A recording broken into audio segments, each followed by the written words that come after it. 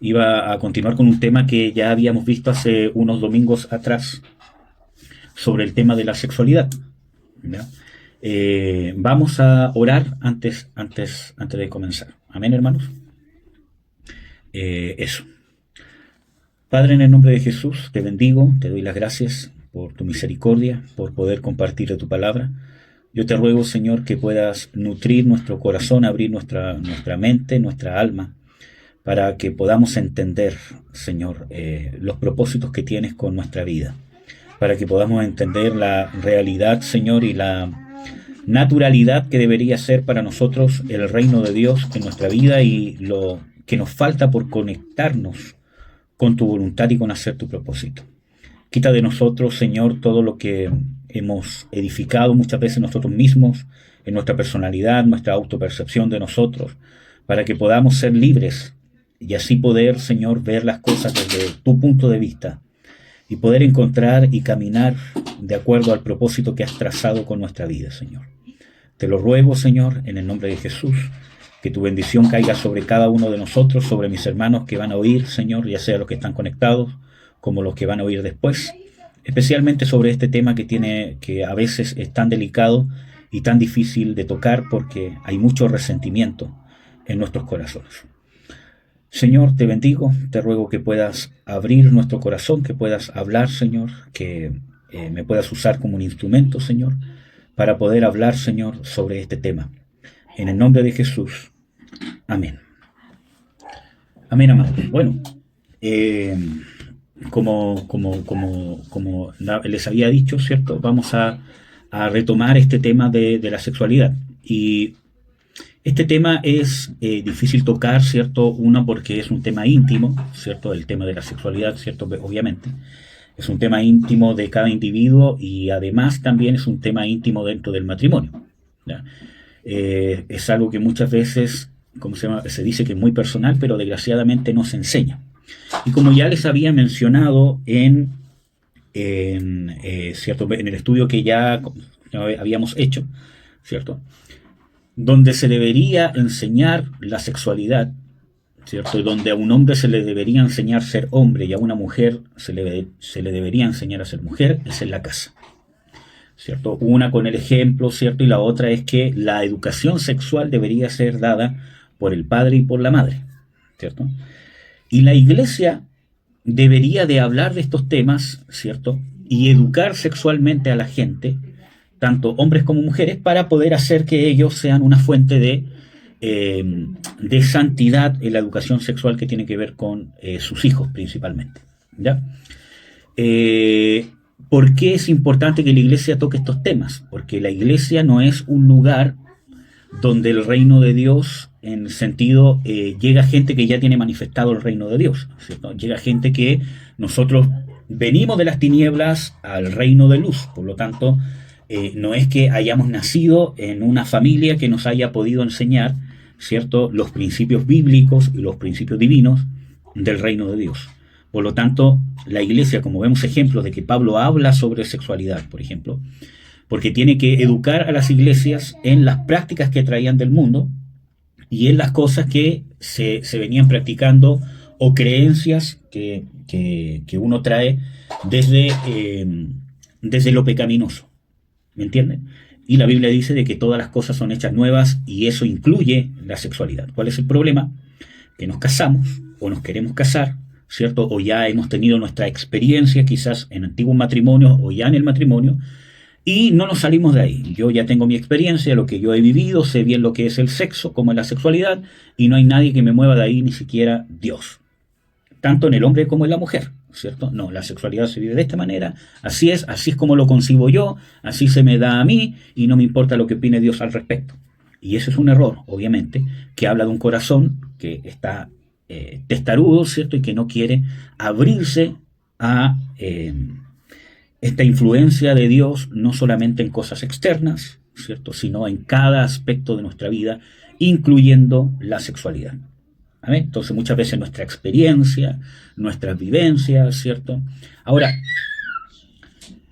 por otra parte también es un tema difícil de tocar porque en la gran mayoría de las personas que han tenido experiencia sexual, principalmente en matrimonios fallidos o en relaciones fallidas, hay un resentimiento con respecto a la sexualidad.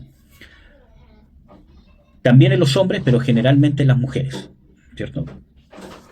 También pasa, ¿cierto?, en los hombres, pero generalmente pasa en las mujeres que se alberga un resentimiento en contra de todo lo que tiene que ver con la sexualidad. ¿Entiendes? Entonces yo lo manejo a mi manera, a mí se me maneja como quiero, porque vengo resentido, vengo herido de heridas sexuales, ¿cierto?, que no necesariamente son un abuso sexual en la infancia, ¿cierto? Muchas veces cómo se ha manejado la sexualidad en una relación, en un matrimonio, o muchas veces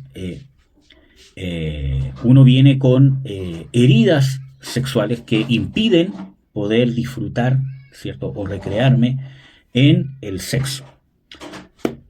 Para hacer una recapitulación, antes de hablar de estos temas, es importante recordar que la sexualidad, Dios, está amparada bajo el matrimonio. Hay muchas corrientes cristianas el día de hoy, ¿cierto?, que hablan de que el matrimonio realmente, supuestamente, no es necesario casarse en el civil para estar casado delante de Dios, lo cual es un error, porque bíblicamente tenemos que entender que cuando el Señor Jesucristo dice, y dejará el hombre a su padre y a su madre y se unirá a su mujer, y ya serán dos, o sea, ya no serán dos, sino uno, una sola carne, vemos dos cosas importantes. Primero, de que el acto sexual es unirse y dejar de ser uno y ser, o sea, que ya no son dos y son uno. Pero no porque yo tenga relaciones sexuales con alguien y dejemos de ser dos por el acto sexual y seamos uno, significa que Dios lo bendice. El mismo Pablo, en primera de Corintios, habla de que si una persona tiene relaciones sexuales con una ramera, se hace uno con esa ramera, hablando abiertamente de que eso es pecaminoso. Entonces, claro, el acto sexual, por causa del acto sexual, me hago uno con la persona con que estoy teniendo intimidad sexual, pero no necesariamente es bendecido por Dios. Y la misma Biblia lo muestra en el ejemplo de Primera de Corinto, donde dice que si tengo relaciones sexuales con una ramera, me hago uno con ella, hablando abiertamente de que es pecaminoso y es deplorable, ¿cierto? Y es más, dice, no contaminéis vuestros cuerpos con este tipo de prácticas, sabiendo que vuestros cuerpos son templos del Espíritu Santo. ¿Me entienden? Entonces, no es el acto sexual el matrimonio, ¿ya? No es que yo convenga con dos personas, estemos enamorados, seamos cristianos. Puedo ser muy cristiano, muy amante de Dios, y si no me caso y tengo relaciones sexuales, voy a estar siendo uno, pero nuestra pregunta es, ¿será con el amparo de Dios? Y segundo, en el mismo texto que habla ¿cierto?, el Señor Jesucristo, cuando dice, el hombre dejará a su padre y a su madre, y se unirá a su mujer, y ya no serán dos, sino uno, dice de que se unirá. Esa palabra unirá, ¿cierto?, está haciendo referencia a tener intimidad sexual. Se unirá a su mujer, no a una mujer, a su mujer. O sea, antes de unirse sexualmente y dejar de ser dos y ser uno con el amparo de Dios, primero tiene que ser mi mujer. Y no quiero que estén pensando de que esto es machista, ¿cierto? Que el hombre prácticamente compra a la mujer y es de su propiedad. Lo que está haciendo Dios es darle la responsabilidad al hombre, ¿cierto?, de que si va a tener intimidad sexual es su responsabilidad que esa mujer sea suya en el sentido de estar unidos en un pacto. Que sea suya ante Dios y ante la sociedad y ante una entidad que pueda castigarlo si no cumple sus deberes como esposo.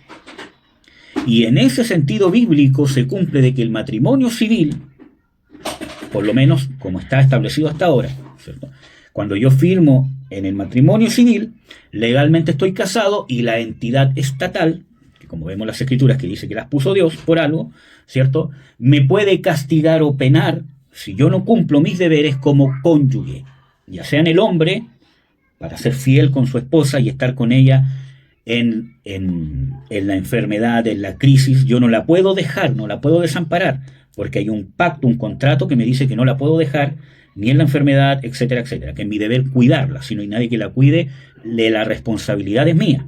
Y así también de la mujer con el hombre, ¿ya?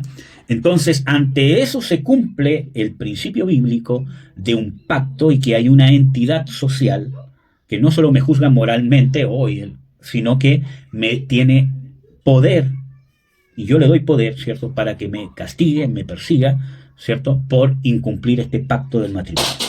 Y ahí se cumple de que ella es mi mujer, y en el caso de la mujer, de que él es mi marido. ¿Me entienden? Por eso que es sumamente importante el matrimonio, y el matrimonio civil. ¿Me entienden? Entonces, ya visto esto, ¿cierto? Sabemos de que el matrimonio se da bajo el amparo, o sea, de que el sexo se da bajo el amparo del matrimonio y que Dios creó la sexualidad no solamente para reproducirnos, aunque es uno de los puntos más importantes, sino también para disfrutarla. Y esto creo que ya se los mencioné en el video anterior, ¿cierto? Si ustedes quieren se los puedo volver a compartir porque fue hace como un mes atrás, donde nosotros vemos de que hay una recreación de un disfrute sexual que podríamos dividirlo en dos o incluso en tres aspectos. El aspecto físico, el aspecto hormonal, ¿cierto?, que es un tema natural, un tema más biológico, más animal, por decirlo de alguna manera, donde la estimulación de las zonas erógenas y de las zonas genitales obviamente me va a traer, ¿qué cosa? Grado de placer. Para eso hay un funcionamiento sensitivo, neurológico, hormonal, etcétera, etcétera, que me va a despertar cierto grado de placer. Por eso que nosotros vemos de que, por ejemplo, los animales con su instinto, por eso que cuando ¿cómo se llama? Una hembra está en celo, ¿cierto?, sus procesos hormonales empiezan a cambiar, ¿cierto?, y busca ser preñada, ¿cierto?, por un macho de su especie. Estoy hablando de los animales, ¿cierto?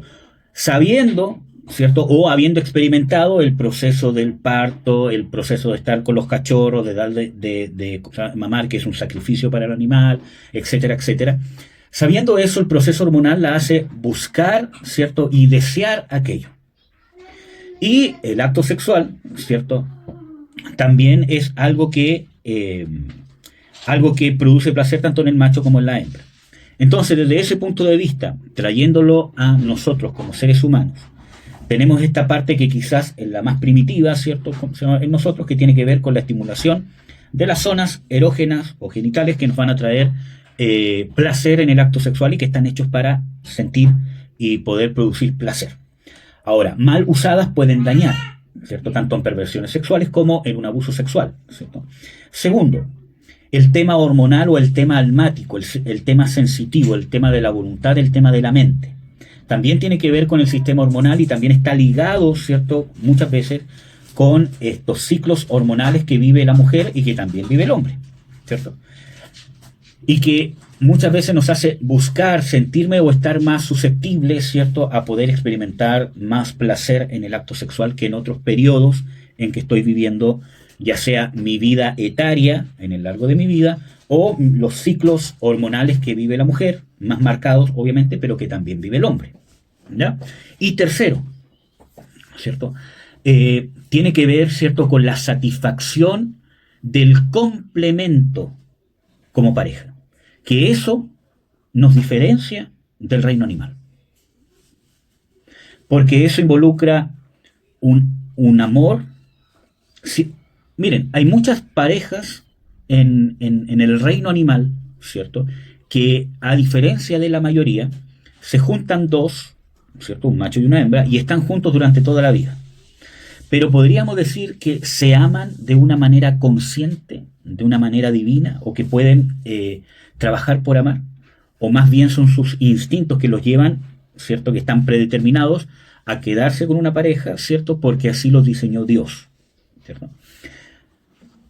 Nosotros tenemos que ver de que este tercer punto es importante porque la sexualidad nos lleva a conectarnos. Dios no habla en ninguna parte de la Biblia de que dos animales se unirán y van a dejar de ser dos y van a ser uno, sino que lo hace del hombre. E involucra a todo el ser del hombre, la conciencia, la decisión o la voluntad, las emociones, ¿cierto?, y su mente, porque tiene que pensarlo, tiene que razonarlo, tiene que escoger, tiene que decidir y tiene que tomar la voluntad de hacerlo, como por ejemplo dice, dejará a su padre y a su madre, o sea, es una decisión, una preparación. Llegó el momento, yo los voy a dejar y voy a escoger a una mujer que va a ser mi mujer. Y a ella me voy a unir, para que dejemos de ser dos y vamos a ser uno. Y eso no solamente, aunque sí lo es, pero no solamente es el acto sexual, no es algo mágico, ¿cierto? Sino que también habla de que en esa unión matrimonial, en ese recorrer de vida juntos, vamos a ir dejando de ser dos y nos vamos a ir complementando para ser uno. Y el acto sexual, ¿cierto?, es una de las herramientas, vaya nomás mi bebé, más complementarias para poder, o una de las herramientas más efectivas para dejar de ser dos y ser uno. Cuando hablo de el sexo en el matrimonio, no estoy hablando solamente de el coito, y perdón que use esta palabra, quizás es fuerte, ¿cierto? Pero no es solamente el coito, el acto sexual, sino cómo se maneja la sexualidad dentro del matrimonio. ¿Me entienden? Cómo nos relacionamos, ¿cierto?, por medio de la sexualidad que tiene una mujer y por medio de la sexualidad que tiene un hombre. Y esa relación es este tercer punto que nos une, que involucra toda la esencia del ser humano. ¿Me entienden? Por eso Dios les dice en Génesis, ¿cierto?, multiplicaos y fructificad. O dice fructificad o ser fructíferos y multiplicados, llenad la tierra. Entonces nos muestra de que no solamente hay un tema como el reino, ¿cómo se llama? El reino, ¿cómo se llama? Animal, ¿cierto? De simplemente multiplicarse y llenar la tierra, sino hay un tema de fructificación. Que yo pueda ser fructífero, pueda dar frutos, que yo pueda poner todas las habilidades que Dios me ha dado de ser hecho a su imagen. Porque ojo, cuando Dios crea al hombre y la mujer, lo que creó a su imagen fue hombre y mujer. En Génesis 1, vamos a ver. ¿Qué dice? Y creó Dios, estoy en Génesis 1:27, y creó Dios al hombre a su imagen de Dios lo creó, varón y hembra los creó. ¿Dónde se manifiesta la imagen de Dios? En la unión entre el varón y la hembra, o entre el hombre y la mujer. Ahí se expresa la totalidad de la imagen de Dios que Dios le dio a la humanidad. ¿Amén? Entonces, dentro de ese contexto dice, y los bendijo Dios y les dijo, fructificad y multiplicad y henchid o llenad la tierra y sojuzgarla, etcétera, etcétera. Entonces, para poder ejercer la autoridad que Dios me ha dado en cualquier área de mi vida, lo primero que necesito es ser fructífero, como matrimonio. Que nuestro matrimonio sea un campo potenciador de lo que Dios me ha llamado, tanto al hombre como a la mujer. ¿Cuál es el problema? Como les mencionaba en el principio, que con estos temas venimos muchas veces heridos y resentidos. Y cuando se habla de este punto, lo primero que se viene a nuestra mente, ay, es que mi marido no me hace que yo sea fructífera. Ay, es que mi esposa no deja que yo... ¿Me entienden? Entonces, eso nos impide autoanalizarnos a través de la Escritura y nos quedamos en la herida, en el resentimiento, y los que no avanzamos somos nosotros. ¿Me entienden? Entonces es un problema. Entonces, lo primero que tenemos que hacer es trabajar porque nuestro matrimonio sea un campo de fructificación. Y no para los hijos necesariamente, sino para ambos como cónyuges. Que mi unión con mi cónyuge sea nuestra unión, no yo en particular, sino nuestra unión, cómo nos relacionamos, sea el catalizador más grande que tenga mi cónyuge y yo para alcanzar a hacer todo lo que Dios espera de nosotros, no lo que yo quiero, porque ese es el problema, que muchas veces yo quiero, incluso siendo cristiano, llevar esto a que le tengo que exigir a mi cónyuge o a mi cónyuge, ¿cierto?, que él o ella tiene que ser mi catalizador para yo alcanzar todo lo que yo quiero. Entonces que entro en una queja. Tú no me das esto, tú no me das esto otro, que tú no hiciste esto, que tú no tienes esto, que tú no alcanzas para esto, y veo todo lo que le falta para que yo pueda alcanzar lo que yo quiero. A ti te falta esto, te falta esto otro, te falta aquí, te falta allá, te falta aquí, que no logra esto, que no hace esto, que no hace esto otro, que no me dice aquí, que no me dice acá. Tanto en el hombre como en la mujer. Entonces, ¿qué pasa? Es porque estoy centrado en yo, usar a mi cónyuge o mi relación matrimonial para yo alcanzar lo que yo creo que quiero alcanzar o lo que yo quiero alcanzar. Y por eso los matrimonios generalmente fallan. Bueno, entre otras muchas cosas más, ¿cierto? El tema está que nosotros podamos entender, porque estoy hablando con hombres y mujeres cristianas. Algunos han estado casados o han estado en relaciones y que puedan entender si en nuestras relaciones anteriores hemos pecado al no casarnos, o he pecado en el matrimonio anterior, ¿cierto? O ya llevo casado 20, 30, 40 años, ¿cierto? Pero independientemente de eso, yo pueda ver de aquí para adelante. Me tengo que arrepentir de lo que hice y qué hago con lo que veo para adelante. También tenemos hermanos, ¿cierto?, que aún no se casan, pero están trabajando para poder formar una familia, ¿cierto? Entonces, siempre tengo que mirar, ¿cierto?, el pasado para poder arrepentirme, aprender, ¿cierto? Y el presente como estoy para proyectarme hacia el futuro y tomar decisiones sabias. Entonces, lo que yo tengo como cristianos, porque estamos hablando con hombres y mujeres cristianas, ¿cierto? Y cristianos, tengo que ver que muchas veces ese propósito está equivocado. Y la mayoría de las veces cuando yo estoy amargado o cuando el matrimonio tiene fallas, ¿cierto? Y no podemos lograr un deleite de felicidad en nuestra relación al relacionarnos. Porque yo puedo sentirme feliz estando casado, pero no necesariamente soy feliz en mi relación con mi cónyuge. Soy feliz porque logramos cierta estabilidad, ¿cómo se llama?, económica, porque ya nuestros hijos están grandes, o nuestros hijos están creciendo sanos, o pudimos llevarlo al colegio que queríamos, o tenemos, nuestra casa que queríamos, ¿cierto? O nos compramos esto por lo cual estábamos luchando. Entonces esas cosas me pueden hacer feliz. Amén. Pero no necesariamente soy feliz en la relación que tengo con mi cónyuge. Y ahí estamos fallando. ¿Me entienden? Puedo ser feliz con cosas muy externas, incluso con el bienestar de mis hijos, ¿cierto? El cónyuge que tengo es una buena madre, un buen padre, ¿cierto? Etcétera, etcétera, es trabajador o es una buena madre, etcétera, etcétera. Pero en el momento de relacionarnos, nuestra relación no es nuestra fuente de felicidad.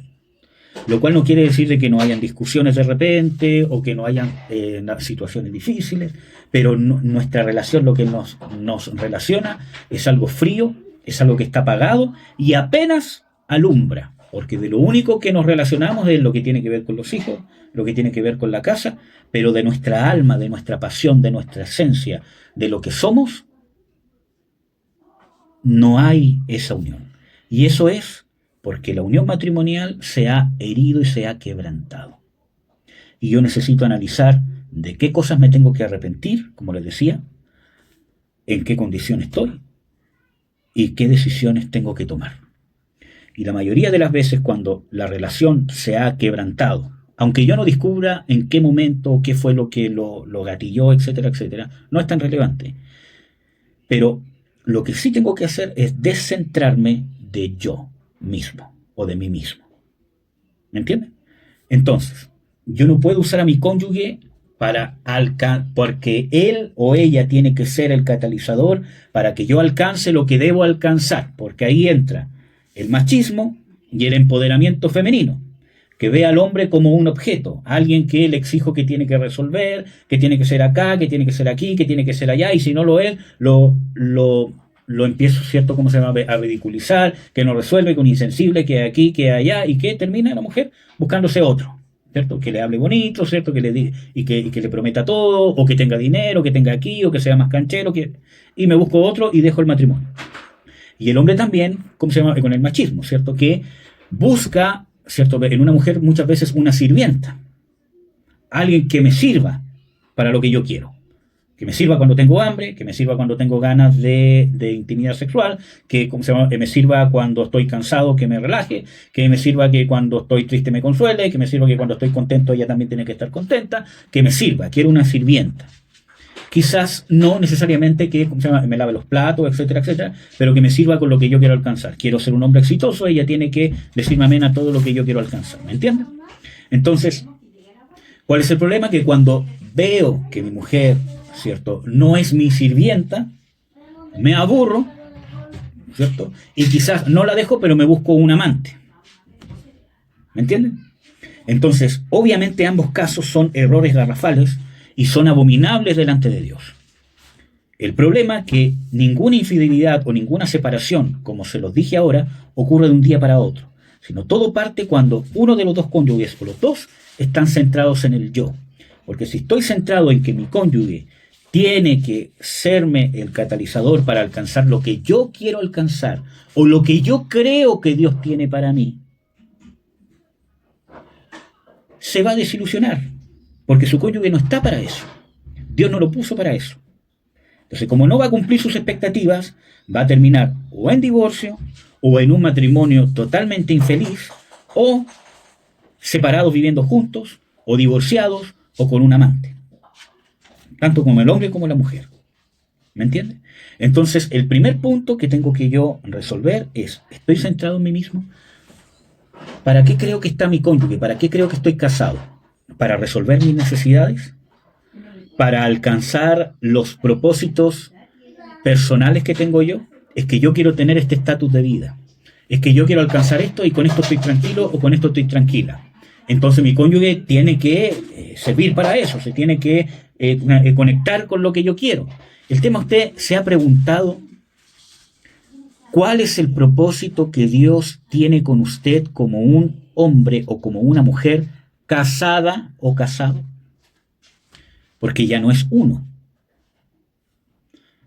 El problema es cuando vivimos un matrimonio individualista. ¿Me entienden? Decimos que somos uno, pero seguimos siendo dos. Yo tengo mi propósito, incluso mi propósito con Dios, y mi cónyuge se tiene que amoldar al propósito que Dios tiene conmigo. ¿Me entienden? Y no es así. O yo le quiero imponer a mi cónyuge el propósito que Dios tiene conmigo. Y usted se ha preguntado, pero con sinceridad, Señor, ¿cuál realmente es el propósito que tú tienes conmigo como un hombre o como una mujer casado con tal persona? ¿Hacia dónde me quieres llevar? ¿Hacia dónde nos quieres llevar con matrimonio? Pero para llevarnos con matrimonio, ¿hacia dónde me quieres llevar a mí?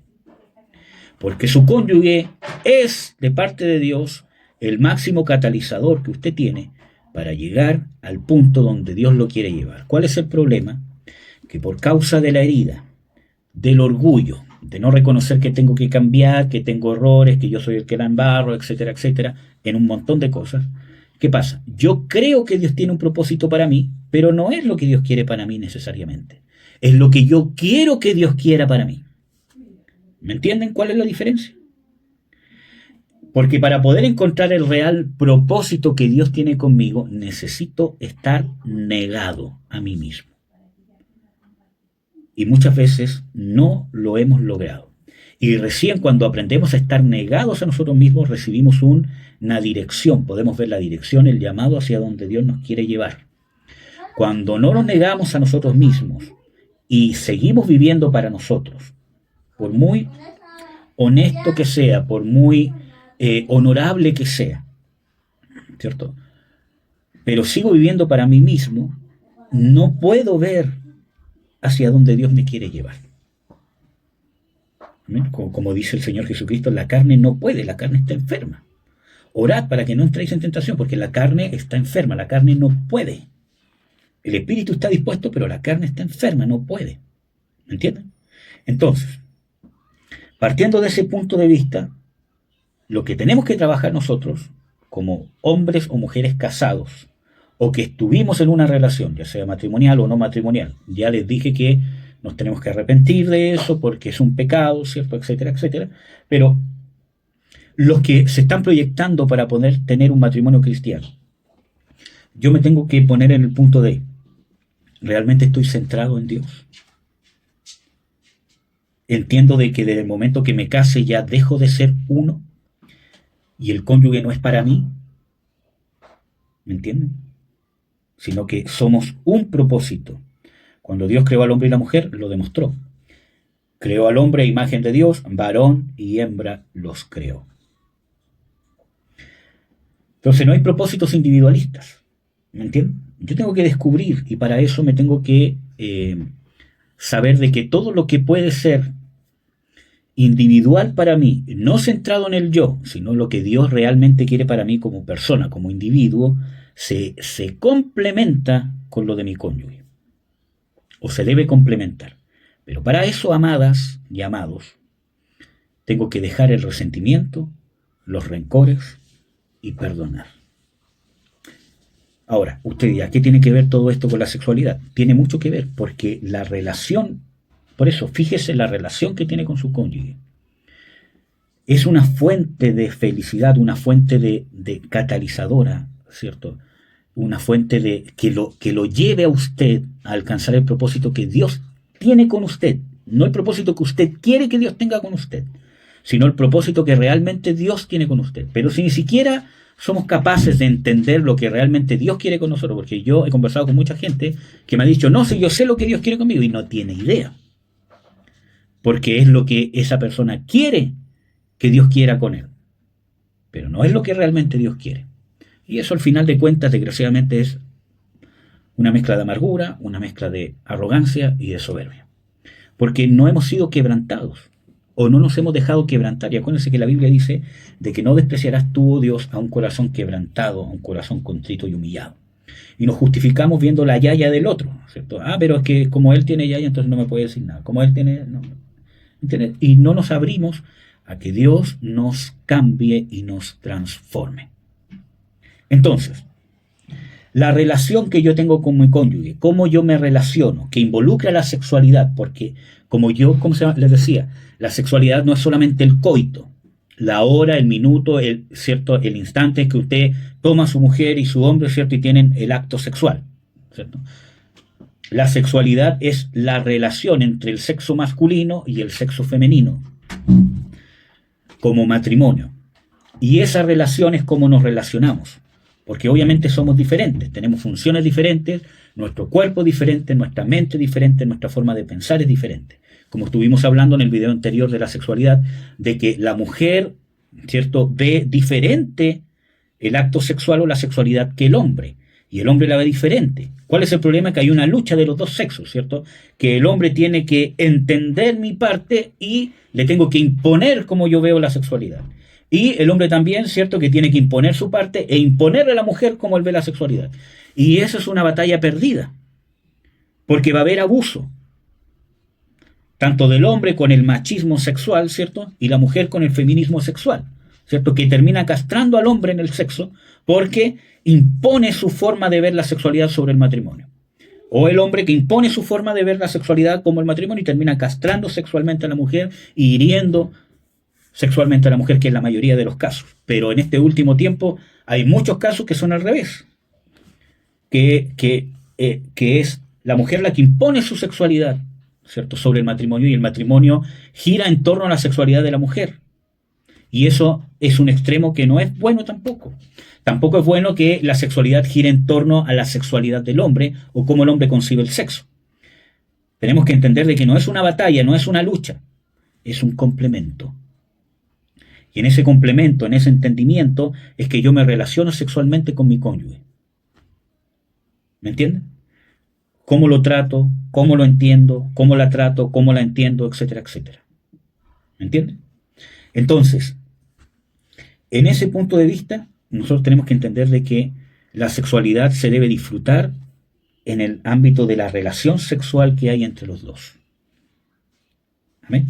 El hombre debe ser sexualmente masculino y la mujer debe ser sexualmente femenina. ¿Me entienden?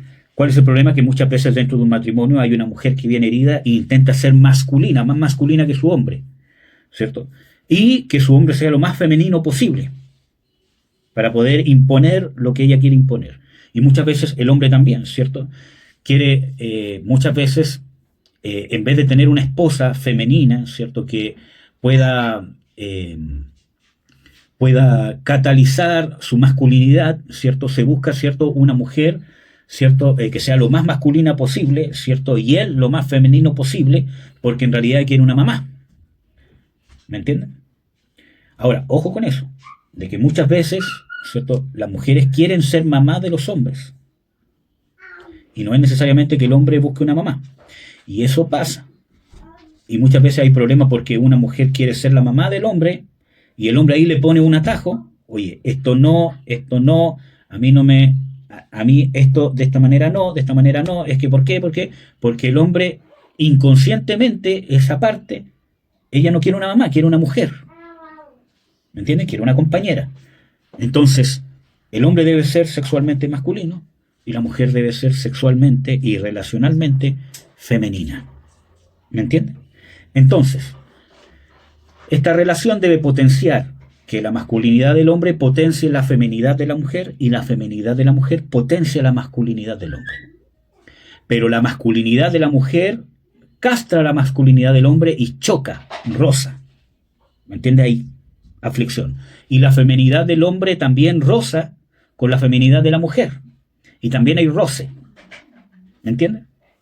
Entonces, tenemos que tener un complemento. ¿Amén? Y dentro de eso nos encontramos en el tema del área sexual, ¿ya? Donde en ese rol vamos a poder fluir sexualmente y disfrutar la sexualidad, ¿ya? Bueno, quería compartirles Cantar de los Cantares 7, para poder, que ya llevamos más de la mitad del tiempo. Quiero que lo leamos y lo analicemos un poco.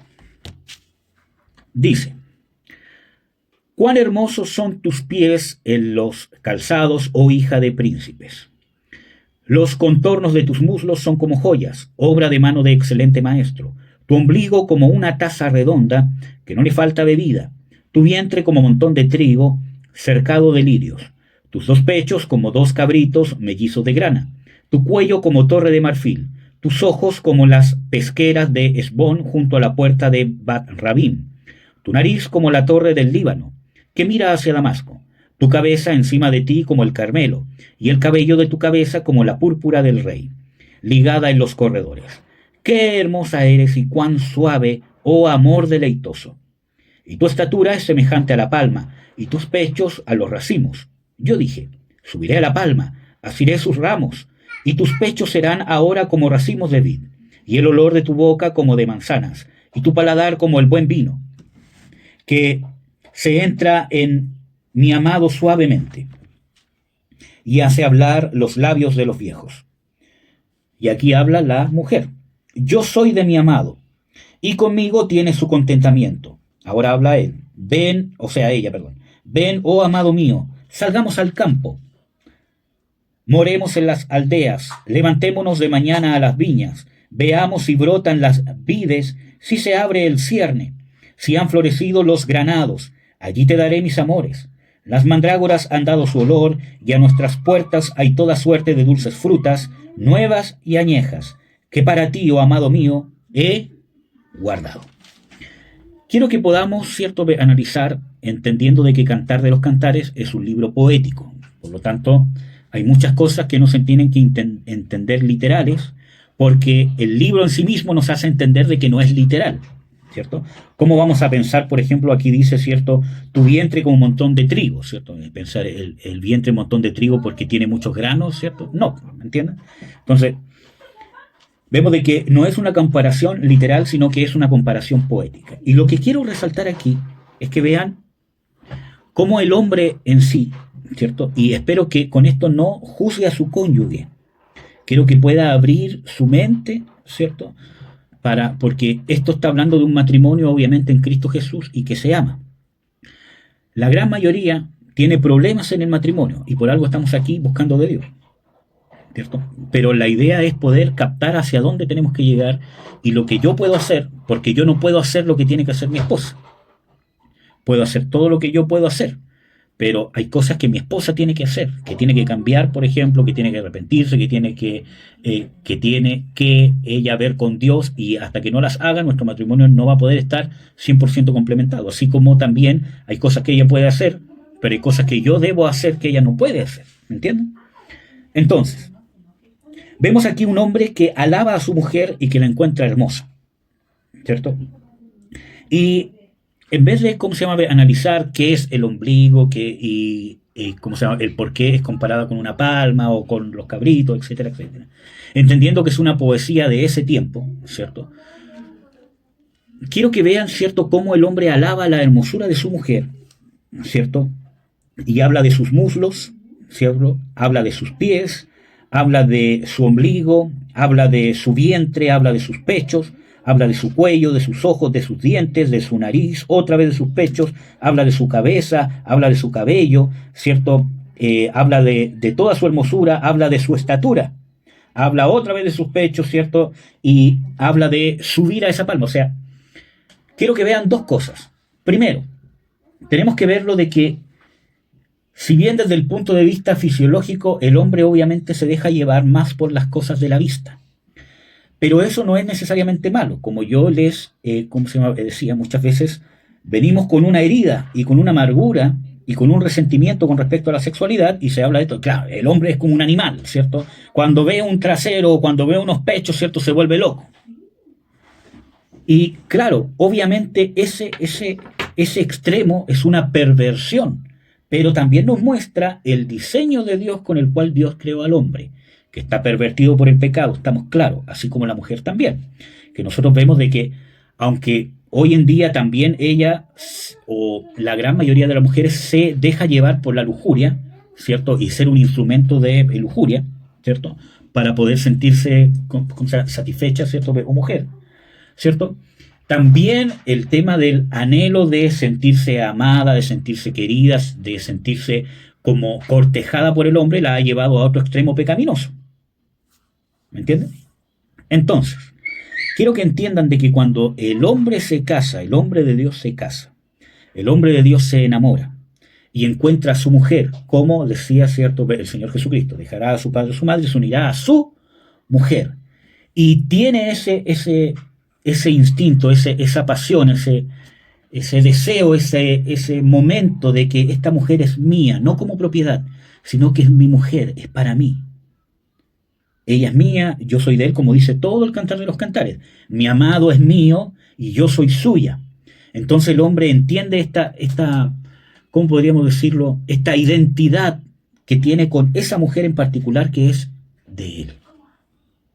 Vuelvo a decir, saquémonos la herida o el prejuicio de la herida, de decir, ay, ¿cómo yo voy a hacer de él como si yo fuese un objeto? Y veámoslo como un sentido bíblico real que está hablando de identidad, no de posesión, ¿ya? No que el hombre es el dueño, sino de identidad. Yo me identifico que esta es mi mujer y no hay otra. ¿Me entienden? Entonces, dentro de este punto, cuando el hombre tiene ese sentido de identidad, que ella es mi mujer, y les vuelvo a reiterar, por causa de las heridas, ¿cierto? No como sentido de propiedad, ni de esclavitud, ni de servilismo, sino sentido de identidad. Esta es mi mujer, es mía, es mi amada, es mi única. Como dice el mismo libro de Cantar de los Cantares, es como una rosa entre un montón de espinas.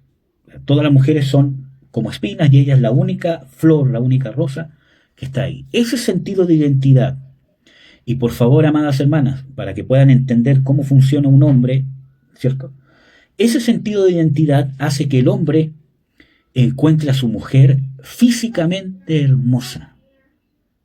¿Me entienden? En todo su aspecto. Porque sus ojos son únicos, su boca es única, su olor es único. Entonces usted dirá, pero es que hay muchas mujeres que quizás son más delgadas, tienen mejor cuerpo, que van al gimnasio, que yo no puedo ir al gimnasio porque soy mamá, que yo me he descuidado porque soy mamá, porque trabajo, porque intento hacer esto. Si usted entendiera que si alimenta ese sentido de identidad del cual estoy hablando, obviamente estoy hablando de un buen hombre, no de un hombre abusador, etcétera, etcétera, ¿cierto? De un hombre que puede tener muchos defectos, pero no es un mal hombre, ¿verdad? En el amplio sentido de la palabra.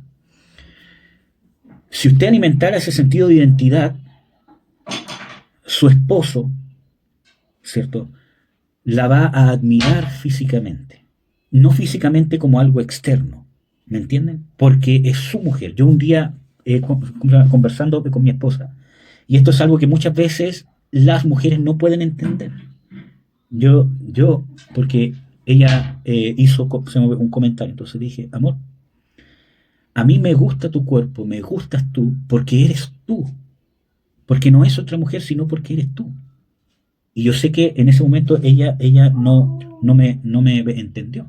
Pero su cuerpo, el color de su piel, su figura, su voz, su olor, sus caricias, su cuello, todo, independientemente de los procesos que uno puede vivir, que a veces sube de peso, a veces baja de peso, etcétera, etcétera, o con el pasar de los años, ¿cierto? Que obviamente el cuerpo cambia, pero lo que muchas veces, ¿cierto?, una mujer no puede entender de que no es porque sea la más esbelta de todas las mujeres, No es porque tengas el cuello más fino de todas las mujeres, no es porque, y con el riesgo de caerse en lo vulgar, pero para hablarles de temas más prácticos, no es porque tengas el trasero más grande, o los pechos más grandes, o los pechos más firmes, es porque son tus pechos, es porque es tu cuerpo, es porque son tus piernas, es porque es tu piel, es porque eres tú. ¿Me entienden? Entonces, cuando hay un sentido de identidad y el hombre está creado para eso, obviamente les digo que muchas veces el hombre no logra entender esto tampoco, pero cuando está el sentido de identidad de mi mujer, que tiene que ver con lo que veíamos antes, el tema de la feminidad, el tema de la masculinidad, el tema de la relación, porque para mí mi esposa es única, y uno sería tonto, ¿cierto? Y sería mentiroso de decir de que no hay otras mujeres que tienen quizás un cuerpo más esbelto, ¿cierto? Porque es obvio, hermano, si una mujer está en el gimnasio todos los días 6 horas, obviamente va a trabajar más su cuerpo, así como yo también, por ejemplo, sería un tonto en pensar de que soy el hombre más atractivo del mundo para mi mujer. Obviamente hay hombres más altos, más guapos, que están metidos en el gimnasio, ¿cierto? Etcétera, etcétera. Es obvio, hermano. ¿Me entienden? Entonces, no es eso, sino que en mi caso, amados, amadas, es que es mi mujer porque entendí ese sentido de identidad antes de casarme. Entonces yo no me enamoré y no escogí a mi mujer por un amor superficial o por un amor sentimental o porque tenía el mejor físico de todas las mujeres del mundo. ¿Me entienden? Sino que mi amor se basó y se basa hasta el día de hoy en que ella es mi mujer. Yo me encomendé a Dios para poder escoger bien.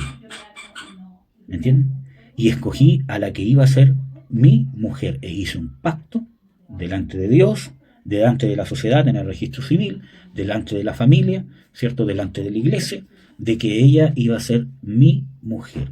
Y en eso se sustenta mi amor cuando, en cualquier condición, incluso cuando hemos pasado momentos difíciles, como matrimonio. Que esa mujer que está ahí es mi mujer y no hay otra. Por eso de que cuando viene otra mujer, quizás justo en el momento de crisis, y te habla bonito cuando tu esposa no te está hablando bonito, que tiene un mejor cuerpo cuando tú ves, ¿cómo se llama?, que tu esposa está viviendo los achaques que son obvios del embarazo, de la crianza, ¿cierto? No hay cabida, porque esas otras mujeres no son mi mujer. ¿Me entienden? Es mi mujer la que yo deseo, la que yo codicio. Ahora, ¿a qué voy yo? A que aquí vemos un punto donde el hombre sí se deja llevar por los ojos, pero con su mujer. ¿Cuál es el problema? Que muchas veces viene la herida y la mujer se siente muchas veces atacada, prácticamente violada, ¿cierto? Entre comillas digo, porque el hombre quiere verle su cuerpo, quiere ver sus pechos, quiere ver su cuerpo, quiere oler, quiere ver su piel, quiere verla, ¿cómo se llama?, desnuda, etcétera, etcétera. Y realmente es porque es mi mujer. Porque desde un punto de vista práctico, hermanas, si el hombre siente el deseo, y ¿cómo se llama?, perdón que sea tan directo y quizás caiga en lo vulgar, pero créanme que no quiero ser vulgar. Pero si el hombre en su matrimonio tiene deseo de ver los pechos de su mujer, de ver el trasero desnudo de su mujer, por ejemplo, y perdón que sea tan directo, pero estamos hablando entre gente adulta, ¿cierto? Quiere ver las piernas de su mujer. Usted dirá, ay, pero es que yo no soy una top model tampoco, pero entonces, y usted se lo niega. Entonces, ¿dónde su esposo va a ver unos pechos para deleitarse, un cuerpo de mujer para deleitarse, si la única parte donde lo puede ver es en el matrimonio? ¿Me entienden? Entonces, en sí no es malo. Obviamente cuando viene con perversión, obviamente que es pecaminoso. No todo lo que hagamos dentro del matrimonio es necesariamente santo, ¿cierto? No todo lo que se nos ocurra. Pero así como una mujer vive ciclos, ¿cierto?, el hombre también vive ciclos. Entonces, ¿qué es lo que hace el hombre cuando tiene ganas de ver a su mujer, de ver su cuerpo, cuando está susceptible a la excitación por el contorno del cuerpo de la mujer, por sus pechos, ¿cierto? Por su cuerpo, por su cara, por su olor? ¿Qué hace si una mujer constantemente se lo niega? No estoy hablando de ninguna manera que esto es justificación para ver pornografía o para ver otra mujer, pero ¿qué hace? ¿Me entiendes? Si la única fuente que tiene para poder saciar aquello es con su mujer. ¿Me entienden? Desde el otro punto de vista, desde el punto de vista de la mujer, antes que usted diga, sí, pero es que aquí, que allá, la mujer, ¿cierto? Desde el punto de vista de, ¿cómo se llama? Una mujer, ¿cierto?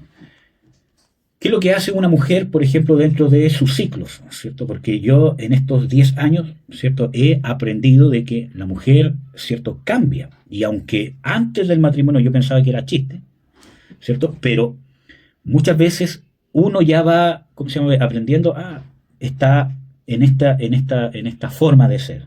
Que, ¿cómo se llama? No es que cambie su personalidad, sino que cambia en cierta manera.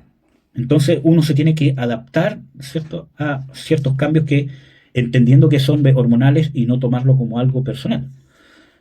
Pero, ¿qué es lo que hace, ¿cierto?, una mujer cuando necesita, ¿cierto?, sentirse amada, cobijada, y el hombre se lo niega?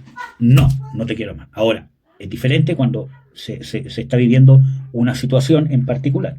Pero en general, para que no saque situaciones puntuales, pero en general, ¿qué hace una mujer cuando necesita sentirse amada, protegida, y el hombre constantemente, no una ni dos veces, porque hay un problema entre los dos que hay que solucionar primero, sino constantemente, ¿cierto? El hombre le niega cariño, le niega amor, le niega protección.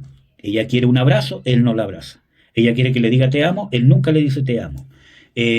¿Cómo se llama? Ella quiere que él, ¿cómo se llama?, le traiga un chocolate de vez en cuando, una flor, le traiga algo, ¿cierto? Y él nunca lo hace, no, porque aquí, y basta con lo que yo trabajo y traigo a la casa. ¿Dónde lo tiene que buscar la mujer? ¿Cierto? Si se supone que la fuente debe ser su marido. ¿Me entienden? Entonces, tampoco es una justificación para buscar un amigo que me comprenda o para buscar un amante. ¿Me entienden? Pero ¿dónde lo va a buscar? Si es la única manera que lo puede encontrar, o la única forma o la única fuente en que lo puede recibir es en el matrimonio del marido.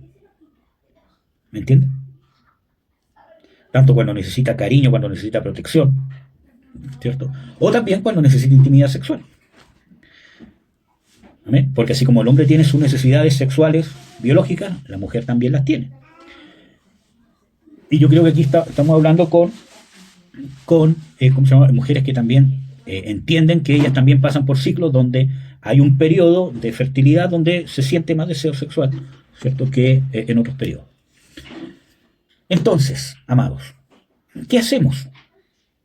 ¿Vamos a seguir culpándonos? ¿Es que es tu culpa? ¿Es que yo no te doy esto porque tú no me das esto? Entonces el otro le dice, pero yo no te doy esto porque tú no me das esto. Y el otro le vuelve a decir, es que yo no te doy eso que me estás pidiendo porque tú no me das esto. Y así, y así, y así. Y terminamos en un matrimonio donde ya tenemos 60, 70, 80 años y se nos fue la juventud, se nos fue la pasión. ¿Me entiendes? Y vamos a terminar los días dándonos cuenta que estuvimos 50, 60 años juntos y estuvimos peleando y al final nadie ganó. O creí ganar algo que en realidad es ficticio. Se nos fue la pasión, se nos fue la vida, llegó la menopausia, llegó la vejez, se nos fue el vigor, se nos fue el deseo y no pudimos disfrutar nuestra sexualidad. Y no pudimos complementarnos con un matrimonio como Dios hubiese querido. Qué triste. Pero Dios puede restaurar todas las cosas. Dios es el único que restaura lo que pasó. ¿Entienden? Ya vamos a hablar de los más o menos, porque no soy un experto, obviamente, pero lo que nos muestra la Biblia es la sexualidad de la juventud, en la adultez mayor, por decirlo de alguna manera, y en la vejez, que también hay sexualidad en la vejez. Entonces, tenemos que entender ese complemento. Entonces, volviendo a Cantar de los Cantares 7, vamos a ver cuánto tiempo llevamos. Ya estoy en la hora ya. nos encontramos con este hombre que en su identidad de ser mi mujer, obviamente le atrae lo que es ella, su estatura, si es alta, baja, incluso hasta aparentemente sus defectos, aparentemente. Y aquí se cumple un pasaje que está en Cantar de los Cantares, que les quería mostrar. Déjenme buscarlo. Cantar de los Cantares 5, si mal no recuerdo.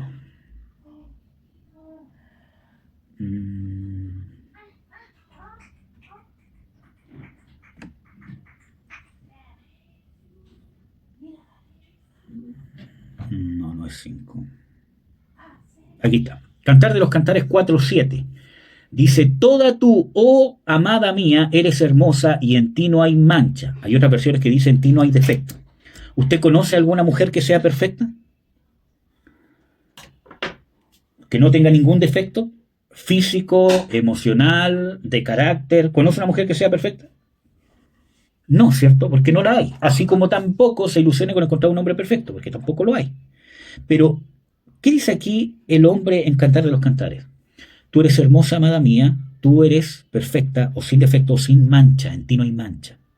Es porque cuando se alimenta este sentido de la identidad, mi mujer, aún sus defectos, aún sus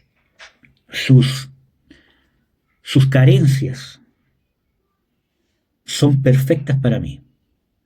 En el caso con mi esposa Marcela, todos sus defectos en el área física, y no que tenga muchos defectos, pero todos sus defectos que son obvios, porque todos tenemos defectos. Todos sus defectos en su carácter, ¿cierto?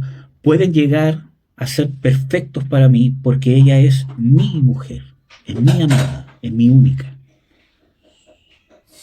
¿Me entienden? Por lo tanto, todo su cuerpo, todo su ser, todas sus carencias, cuando hablo de defectos no hablo de defectos pecaminosos, como por ejemplo el carácter pecaminoso que puede tener una mujer o que puede tener un hombre.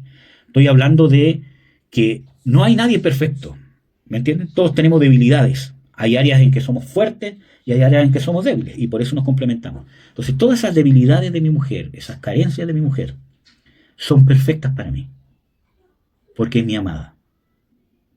Porque yo como hombre me tengo que preocupar de alimentar ese sentido de la identidad, de que ella es mi mujer. Y las infidelidades llegan al punto cuando esa identidad se empieza a dañar, porque uno de los dos cónyuges la empieza a dañar, ¿cierto? Yo no soy tu mujer, no soy tu mujer, no soy para aquí, no aquí, o el hombre también, porque en la identidad de la mujer, en Cantar de los Cantares, también usted se va a encontrar que dice, yo soy de mi amado y mi amado es mío. Entonces el hombre muchas veces no, yo no soy tu hombre, yo no soy tu fuente de amor, yo no soy tu fuente de protección, yo no soy tu fuente, ¿me entiendes? Entonces el hombre empieza a atacar la identidad, y cuando ya botamos los brazos, ¿cierto? Ya no voy a defender a lo indefendible, terminamos cayendo en adulterio, ¿entienden? Y no es justificación, ojo, porque estamos quebrantando un pacto que nosotros hicimos y del cual tenemos que hacernos responsables. Entonces, no es justificación, pero tenemos que alimentar eso, ¿me entienden? Entonces, si estamos viviendo una crisis, de lo que nos tenemos que nosotros enfocar en es alimentar esa esencia en nosotros mismos, hacia nuestro cónyuge, y alimentarla de nuestro cónyuge. Entonces, amadas hermanas, ustedes ven de que aquí vemos un hombre que describe el físico de la mujer que le atrae, que es hermosa, que es perfecta, que es mi amada, que su cuello, su vientre, su ombligo, sus piernas, el color de su piel, su aroma, sus pechos, todo en ella me es hermoso, me atrae, y termina diciendo el hombre, yo subiré a ese palmero. O sea, quiero tener intimidad. ¿Me entiendes? Porque ahí está hablando, ¿cierto?, abiertamente de intimidad sexual, ¿cierto? Y después, ¿cuál es la respuesta de la mujer? Vamos a ver aquí. Yo soy de mi amado y conmigo tiene su contentamiento. ¿Qué dice aquí? Entonces, ese pasión del hombre por usted como mujer, ¿cierto? Que me ame a mí, que me desee, que le guste mi cuerpo, ¿cierto? Y que él quiera tener intimidad consigo, no de un tema de vista perverso, no es que usted le tiene que decir que sí todas las perversiones que tenga su esposo, pero ese anhelo, esa pasión, ¿cierto?, debería causar en la mujer una reacción de identidad. Yo soy de mi amado. ¿Entienden? Y conmigo tiene su contentamiento, su pasión, su alegría la tiene conmigo y no con otra. Si usted tiene un hombre o estas situaciones a usted no le causan este contentamiento, no estoy hablando de un hombre perverso, no estoy hablando de un hombre violento, pero si cuando el hombre la desea, se apasiona de una manera sana, no de una manera perversa, ahora una manera sana, obviamente el hombre siente excitación, ¿me entiende? Siente deseo sexual, y no porque su hombre sienta deseo sexual hacia usted, ¿cierto? Es perverso. ¿Ya? Estoy hablando de algo normal, algo natural, ¿cierto? Y a usted no le causa en sí mismo un contentamiento de decir, o sea, tengo un hombre que me ama, tengo un hombre que me desea, tengo un hombre que me busca. No perversamente, pero obviamente el hombre se excita con usted, hermano, ¿no? Y eso en sí mismo no es malo. Una perversión es cuando quiere forzarla, cuando quiere dañarla, cuando quiere imponerlo por la fuerza. Obviamente eso es una perversión, ¿cierto? Cuando no causa este contentamiento, puede ser porque puede haber detrás una perversión, pero muchas veces, ¿cierto? Y ya vamos a hablar del hombre, hermano, para que no piense que estoy hablando solo de la mujer. Ya vamos a hablar del hombre. Pero puede ser que su sexualidad esté herida, o que esté dañada, o que esté, como les dije, ¿cierto? En el principio, algo la esté dañando, algo la haya dañado, o la esté dañando ahora, o que ya venga, ¿cierto?, una sexualidad mal aprendida, de la madre principalmente, ¿cierto? O que venga, ¿cuál es la palabra que usé al principio? Un sinónimo de herido, pero bueno, que venga ya con una amargura, ¿cierto? Resentida, una sexualidad resentida.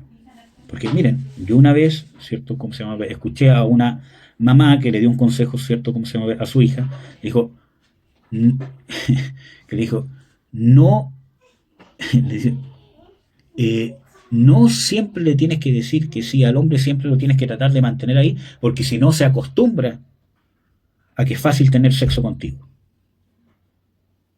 Y puede ser que la raíz de la profundidad haya tenido una razón, obvia, pero lo que le estaba transmitiendo esa mamá a su hija es su herida, su mala experiencia en su matrimonio, y una forma de manipular el matrimonio, un pésimo consejo. ¿Me entienden? Entonces, si yo voy a dar un consejo, no lo puedo dar de mí. Primero tengo que ver con quién está casada mi hija, si el hombre es como mi marido, si es un mal hombre, ¿cierto?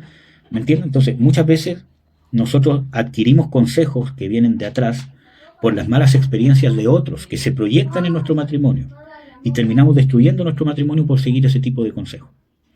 Entonces, ¿qué es lo que debería causar, ¿cierto?, un deseo sano?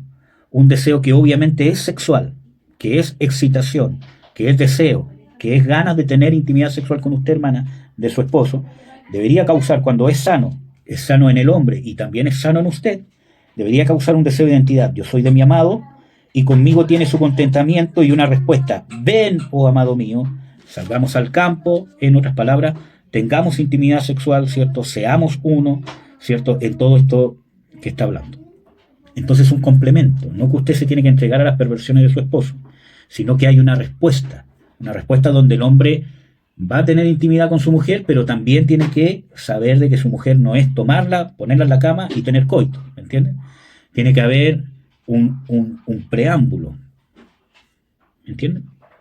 Para el hombre es más difícil entenderlo, ¿cierto? Y para la mujer también es más difícil muchas veces que el hombre quiere llegar al punto de tener intimidad sexual y no con tanto preámbulo. Entonces las dos cosas se tienen que complementar. Y creo que Cantar de los Cantares 7 es un gran ejemplo de aquello. Entonces quiero que nos podamos analizar, ¿ya? Yo les estoy hablando de este punto de vista para que quizás, ¿cierto?, ¿cómo se llama?, en su mayoría, ¿cierto?, obviamente son hermanas, ¿cierto?, puedan entender cómo funciona el hombre también, ¿no? Que obviamente funciona distinto a ustedes. Yo no les puedo decir cómo funcionan ustedes, obviamente, ¿cierto? Pero sí les puedo dar algunos rasgos de cómo funciona el hombre para que poder complementar nuestros matrimonios. Amén, amados. Así que eso, vamos a orar para terminar. Padre, en el nombre de Jesús te bendigo, te doy las gracias, Señor, por poder reunirnos, por poder hablar de estos temas. Yo te ruego que esto sea de bendición, que puedas bendecir nuestros matrimonios, Señor. Hay hermanas, Señor, que también se están confrontando a matrimonios donde sus esposos no son creyentes. Yo te ruego, Señor, que podamos nosotros quedarnos con 3 cosas, Señor, que nos hagas hincapié y nos recuerdes. Primero, Señor, a entender cuál es nuestro propósito que tú tienes con nosotros al estar casado con nuestro cónyuge. No el que nosotros queremos que tú tengas, no el que queremos que nuestro cónyuge se amolde, sino cuál realmente es tu propósito con nosotros. Que podamos empezar a negarnos. Segundo, abre nuestro corazón para que podamos entender de que tenemos un propósito en común como matrimonio. No hacia donde yo quiero llevar el matrimonio, o como yo quiero que termine el matrimonio de la familia, sino poder descubrir cuál es el propósito que tú quieres con nosotros como familia. Y podamos alinearnos y trabajar para aquello. Y tercero, ayúdanos, Señor, y haznos recordar en toda esta semana y en todos los días de nuestra vida, a alimentar la identidad de que en el caso de los hombres, mi amada es mía, y que las mujeres puedan alimentar ese sentido de identidad, que sus esposos puedan saber que ellas son suyas, y que también puedan alimentar el sentido de identidad de que su amado o su esposo es de ellas.